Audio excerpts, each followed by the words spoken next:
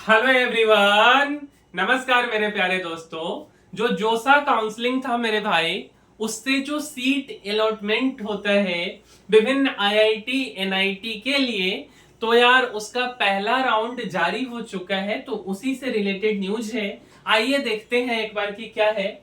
तो मेरे भाई, एडमिशन अलर्ट, आईआईटी एनआईटी के लिए अब तक 1.72 लाख ने, मतलब 1,72,000 ने 1,93,00,000 चॉइस भरी है। ठीक है, जोसा काउंसलिंग पहला मॉक सीट एलोकेशन जारी हो गया है और काउंसलिंग के लिए चॉइस फिलिंग का अंतिम दिन 12 जून शाम 5 बजे तक है। जोसा की ओर से आईआईटी एनआईटी व अन्य शीर्ष इंजीनियरिंग कॉलेजों में प्रवेश के लिए काउंसलिंग प्रक्रिया शुरू हो चुकी है। 127 कॉलेजों को की 60,000 से अधिक सीटों के लिए करवाई जा रही इस काउंसलिंग के लिए चॉइस फिलिंग का अंतिम दिन 12 जून शाम के 5 बजे तक है। टोटल जो है कि यार 127 कॉलेज है और उस कॉलेज में 927 ब्रांच है और इसके लिए जो है बच्चे, छात्र और छात्राएं को चॉइस फिल करना है। और जो छात्र छात्राएं हैं दिए गए समय में अपनी भरी हुई कॉलेज चॉइस को लॉक नहीं कर पाता है तो उनकी अंतिम सेव चॉइस स्वतः ही ऑटो लॉक हो जाती है। ज्वाइंट सीट काउंसलिंग के पहले मॉक सीट एलोकेशन जारी कर दिया गया है। जारी किए गए मॉक सीट एलोकेशन में 1,72,782 स्टूडेंट 1,93,71,842 चॉइस को शामिल कर आवंटन दिया गया है। क्लियर है। 23 में से 12 आईआईटी ने बंद किए ब्रांच चेंज के ऑप्शंस। ठीक है, देश के लाखों विद्यार्थी हर वर्ष जेई एडवांस के रिजल्ट के आधार पर टॉप 7 आईआईटी में लोअर ब्रांच लेकर अपग्रेड करने का सपना लेकर प्रवेश लेते हैं, लेकिन गत कई वर्षों में कई शीर्ष आईआईटी ने ब्रांच चेंज के विकल्प को बंद कर दिया है। इस वर्ष 12 आईआईटी, जिसमें कि बॉम्बे है, IIT Mandi, Kharagpur, Hyderabad, Madras, Patna, Dhanbad, Varanasi, Jammu and Dharwad IIT ऐसे हैं जिन्होंने ब्रांच चेंज करने का विकल्प ही बंद कर दिया है।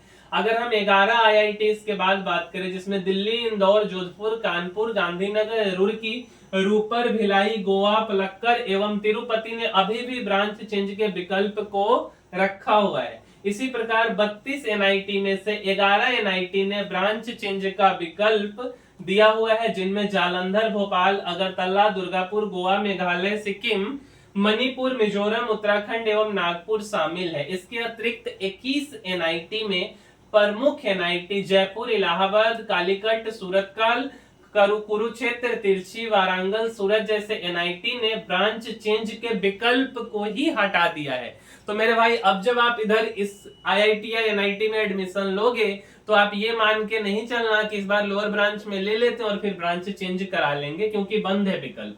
जोसा काउंसलिंग 6 राउंड में संपन्न होगा।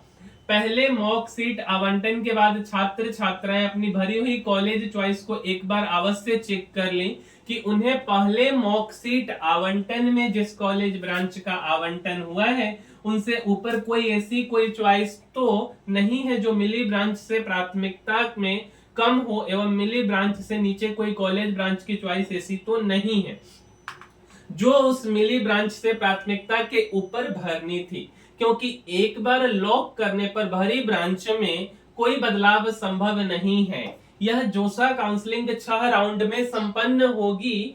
अभी दूसरे मॉक सीट आवंटन में हजारों छात्र छात्राओं के नई चॉइस भरने की पूरी संभावना है। ऐसे में दूसरा मॉक सीट आवंटन अपनी रैंक पर कॉलेज ब्रांच मिलने के लिए ज्यादा विश्वसनीय माना जाएगा। दूसरा मॉक सीट आवंटन 11 जून को जारी किया जाएगा। एक जैसे रैंक पर एक से अधिक दावेदार तो सभी का नामांकन। जेई एडवांस एवं जेई मेन 2025 मेरिट के तहत एक जैसे रैंक वाले 2 या इससे अधिक दावेदार हुए तो भी दाखिला सभी को मिलेगी।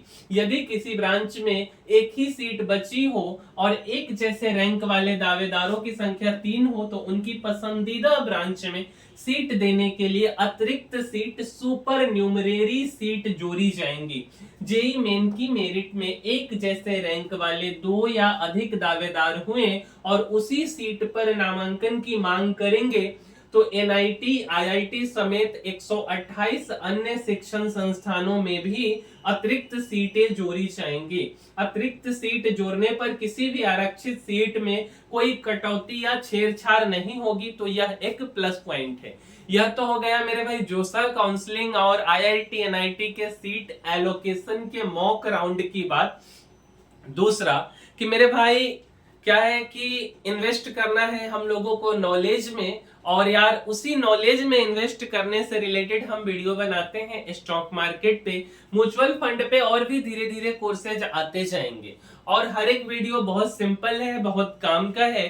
तो यार अगर आपको लगता है कि यार थोड़ा थोड़ा सा सीखें, तो थोड़ा सीखने के लिए आप हमारे इस चैनल को फॉलो कर सकते हैं, जहां पे हमने कैसे ईएलएसएस फंड क्या होता है, म्यूचुअल फंड क्या होता है, बेसिक्स ऑफ स्टॉक मार्केट से रिलेटेड सीरीज हमारा कंटिन्यू आते जा रहा है। तो मेरा आपको यह सजेशन होगा कि आप इस चैनल को लाइक, शेयर और सब्सक्राइब करना मत भूलिए, क्योंकि यार कभी आपको मौका मिले, जब फ्री समय मिले, तो अपने ज्ञान को बढ़ाने का कोशिश कीजिए हमारे चैनल को फॉलो करके। तो मिलते हैं मेरे भाई अगले वीडियो में, तब तक के लिए धन्यवाद।